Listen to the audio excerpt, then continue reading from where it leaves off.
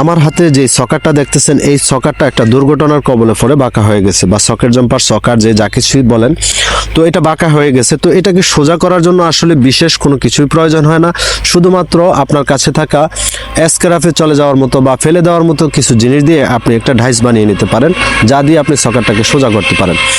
একই ঢাইস দিয়ে আপনি আরও কী কী কাজ করতে পারেন আজকে আমি আপনাদেরকে সেটাই দেখাবো।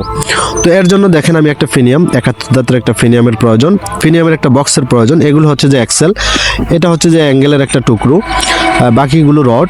তো এইভাবে এই জিনিসগুলো দিয়ে আমি আজকে কাজটাকে সম্পূর্ণ করব।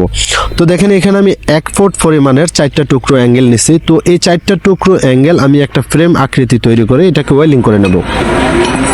4টা টুকরো অ্যাঙ্গেলের পরিমাণে হচ্ছে 1 ফুট করে, এক একটার পরিমাণ 12 ইঞ্চি করে। তো এরকম 4টাকে আমি একটা ফ্রেম আকৃতি করে ওয়েল্ডিং করে নেব। যদিও ওয়েল্ডিংটা আমি আপনাদেরকে দেখাবো না, তবে ওয়েল্ডিংটা আমি করে নেব যাতে ভিডিওটা ছোট হয়, যার ফলে আমি ওয়েল্ডিংটাকে আপনাদেরকে দেখাবো না। তো দেখেন আমি কিন্তু ওয়েল্ডিংটা করে ফেলছি, এটাকে কিন্তু একটা ফ্রেম আকৃতি তৈরি করে ফেলছি। তো এখন আমার নষ্ট 2টা এক্সেল আছে, এই 2টা এক্সেলকে আমি কেটে ফেলবো। এখানে এক্সেল দেওয়ার অর্থ হলো আমি আগেই বলছি যে এখানে ফেলে দেওয়ার মতো কিছু জিনিস দিয়ে একটা যন্ত্র বানাবো। তো এই 2টা এক্সেলই ভালো না, তো এই 2টা এক্সেলকে আমি 1 ফুট করে কেটে নিলাম, এক একটাকে আমি 1 ফুট করে কেটে নিলাম। তো এই 2টা এক্সেলকে আমি মাঝখানে রেখে ওয়েল্ডিং করে নেব। এই 2টা এক্সেলকে আমি মাঝখানে রেখে ওয়েল্ডিং করে ফেলছি। মাঝখানের যে ফাঁকা জায়গাটা, এই ফাঁকা জায়গাটাকে আমি 1.5 ইঞ্চি পরিমাণে ফাঁকা জায়গা রেখে ওয়েল্ডিং করে ফেলছি। তো এখন আমার যা লাগবে তা হলো এইরকম 4টা টুকরো রডের প্রয়োজন, লোহার প্রয়োজন। এই যে দেখেন এই 4টা টুকরো, এই 4টা টুকরো আমার লাগবে। তো এক একটার পরিমাণ হচ্ছে 1.5 ফুট করে, মানে 18 ইঞ্চি করে, এক একটার পরিমাণ 18 ইঞ্চি করে এরকম 4টা টুকরো রডের আমার প্রয়োজন।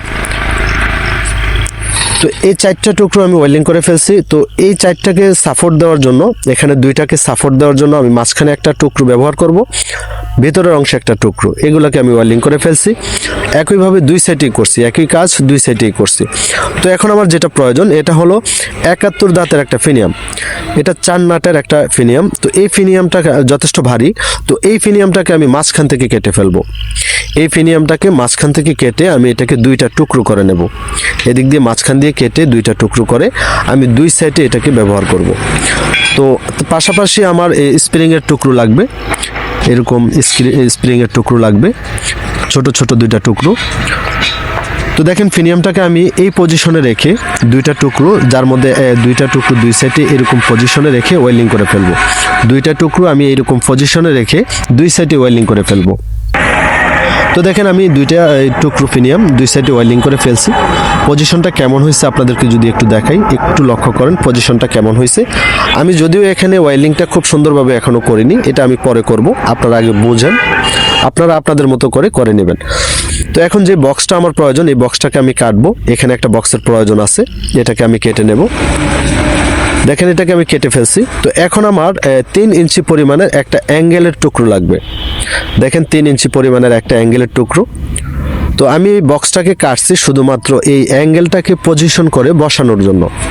এই অ্যাঙ্গেলটাকে আমি এই বক্সে বসানোর জন্যই আমি বক্সটাকে কেটে ফেলছি। তো এটাকে খুব সুন্দর করে ওয়েল্ডিং করে নেব। এটাকে ওয়েল্ডিং করার পরে মোটামুটি আমার কাজটা সম্পূর্ণ। দেখেন আমি এটাকে ওয়েল্ডিং করে ফেলছি। তো এখন আমি যদি এটাকে দেখাই, এটার চতুর সাইডে 1 ফুট করে আছে ফ্রেমটা, আর লম্বাতে যদি একটু দেখাই, লম্বাতে আছে 18 ইঞ্চি, লম্বাতে আমি এটাকে 18 ইঞ্চি রাখছি। আর মাঝখানের 2 রটের লম্বা যে 2টা রটের মাঝখানের ফাঁকা জায়গাটা 3 ইঞ্চি থেকে একটু বেশি আছে। টুকরো যে অ্যাঙ্গেলটাকে আমি ব্যবহার করছি এটা হচ্ছে যে 3 ইঞ্চি। তো এখন চলেন আমি যে সকারটা দেখাইছি, আগে আপনাদেরকে বাঁকা যে সকারটাকে দেখাইছি, চলেন এই সকারটা সোজা করা যায় কিনা বা এই প্রেসারটা নেয় কিনা আমি এটা দেখব।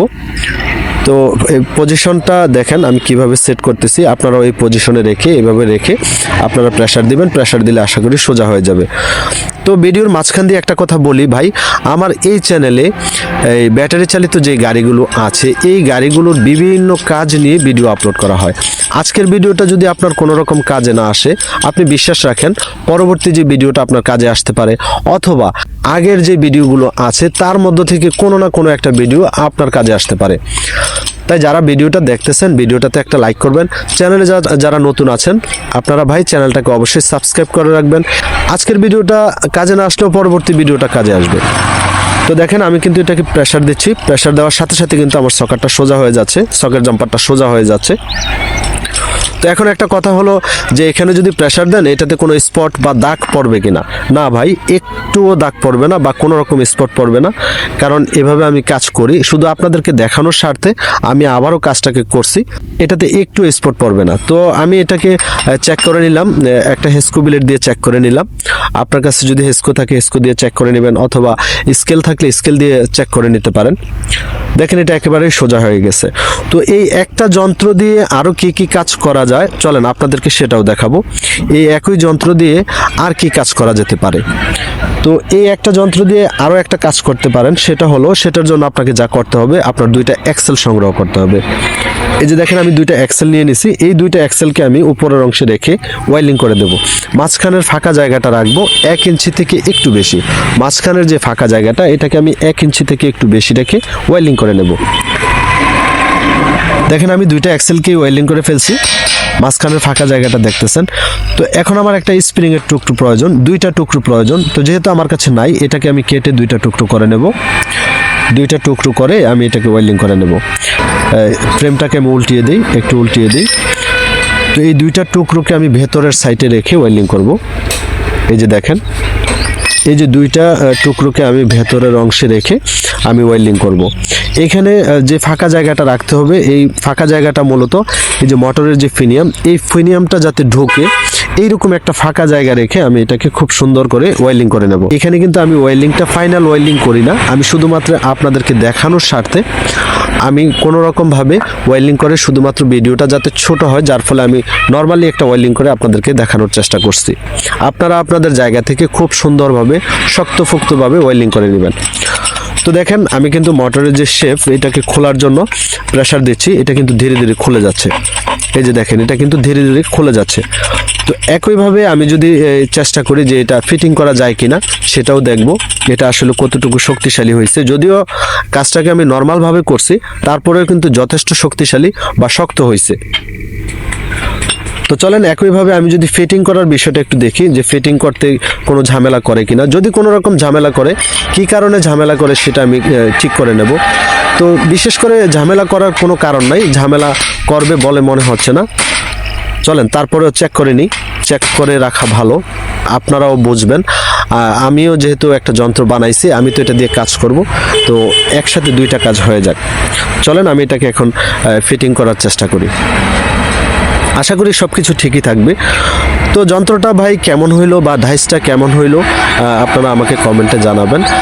আর আপনারা কি ধরনের ভিডিও দেখতে চান তাও আমাকে কমেন্টে জানাতে পারেন।